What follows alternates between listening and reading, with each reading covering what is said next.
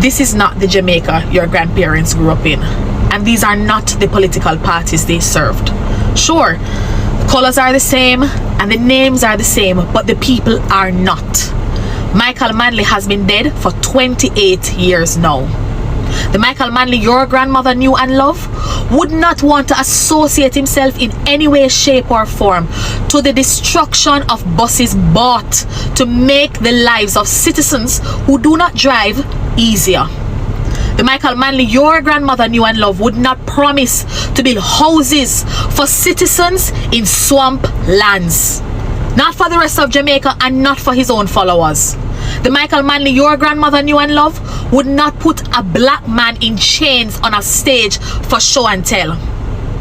This election, we can't vote on what our grandparents knew and loved.